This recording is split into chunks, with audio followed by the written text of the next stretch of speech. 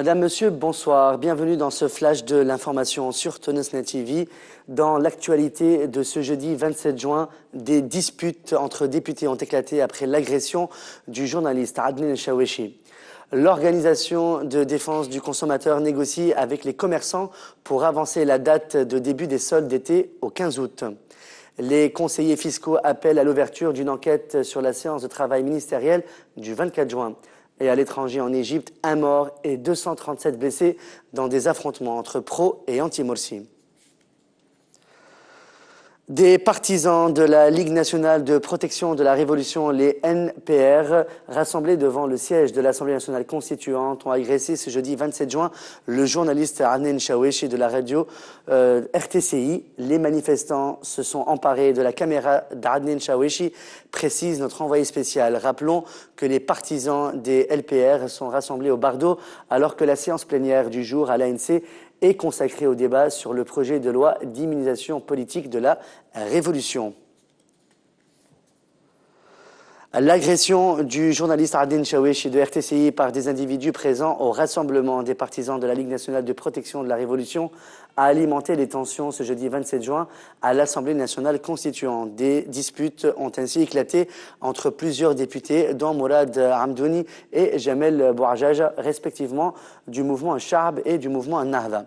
Hamdouni accuse Bouajaja de l'avoir menacé pour avoir dénoncé la violence pratiquée par les partisans des ligues de protection de la Révolution.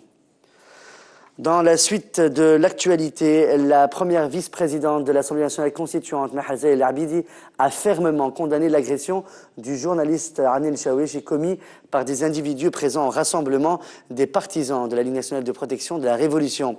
Mahaza El Abidi a rappelé que les journalistes ont le droit de travailler en toute liberté et en toute sécurité et a assuré que les agresseurs d'Adnan Chaouechi seront poursuivis.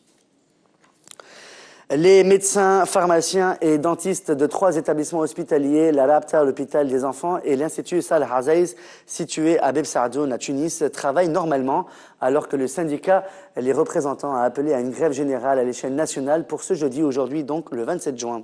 Certains médecins et pharmaciens ont notamment expliqué qu'ils n'ont pas été informés de l'appel à la grève. Thoraya Dabbechi, membre du bureau national de l'Organisation de défense du consommateur, l'ODC, a expliqué dans les colonnes du journal Tunisaya de l'édition de ce jeudi 27 juin que les négociations menées en vue d'avancer la date de début des soldes d'été au 15 août 2013 ont échoué. Thoraya Dabbechi a souligné que les négociations qui ont échoué avec la chambre syndicale du secteur du cuir, de la chaussure et du prêt-à-porter se poursuivent dans le but de parvenir à une entente avec les commerçants. D'après la représentante de l'ODC, ceux-ci se plaignent de la conjoncture économique difficile et estiment que la Eid al-Fitr est une occasion à ne pas rater pour renflouer leurs caisses. C'est pour cette raison que la demande de l'ODC d'avancer la date de début des soldes d'été fixée au 25 août a été rejetée. Les fonctionnaires municipaux de la Goulette de la banlieue nord de Tunis ont décidé de suspendre le travail ce jeudi 27 juin en signe de soutien à leurs collègues arrêtés dans l'affaire dite d'El Bratel, dans laquelle l'ancien maire de la ville, Ahmed Trabelsi, est impliqué. Le secrétaire général du syndicat des agents municipaux de la Goulette, Semir Himi, a indiqué que le personnel ne reprendra pas le travail jusqu'à la libération des collègues qui n'auraient aucun lien avec cette affaire.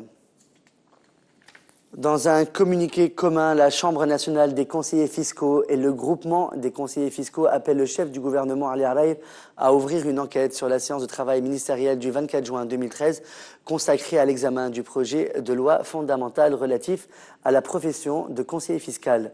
L'expert Lassar Zawedi, chargé des relations extérieures du groupement des conseillers fiscaux, a expliqué que le projet datant de 1994 a fait l'objet de consultations entre le gouvernement et des professions rivales des conseillers fiscaux, à l'instar des avocats, experts comptables et experts juridiques. La Chambre nationale des conseillers fiscaux et le groupement des conseillers fiscaux appellent en outre les conseillers à boycotter les commissions de réforme fiscale ainsi que les travaux du Conseil national de la fiscalité au ministère des Finances.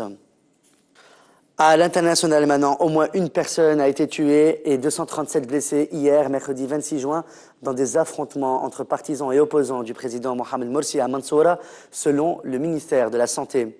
À Mansoura, seule ville dans laquelle des accrochages ont eu lieu en marge des rassemblements populaires, les heurts ont éclaté lorsque des opposants ont lancé des ordures sur un rassemblement des partisans de Morsi, indique un responsable de la sécurité. Sur la place Tahrir au Caire, des centaines de manifestants opposés à Morsi se sont rassemblés en attendant le discours du président. D'autres se sont regroupés devant le ministère de la Défense, scandant des slogans hostiles au président et arborant des drapeaux égyptiens. À Alexandrie et dans d'autres provinces du delta du Nil, des partisans du président issus de la confrérie des frères musulmans ont défilé dans les rues. Un proche de Fadel Shaker a indiqué que l'ancien chanteur libanais est porté disparu depuis quelques jours. Abu Ahmed a déclaré à la chaîne El Arabiya que Fadel Shaker paye le prix cher de son soutien au peuple syrien. Rappelons qu'une vidéo avait circulé sur la toile la semaine dernière montrant Fadel Shaker en train d'annoncer qu'il avait exécuté 2 personnes. C'est la fin de ce flash de l'actualité sur Tunisnet TV. Merci de votre fidélité. Excellente fin de soirée sur notre chaîne. À demain soir.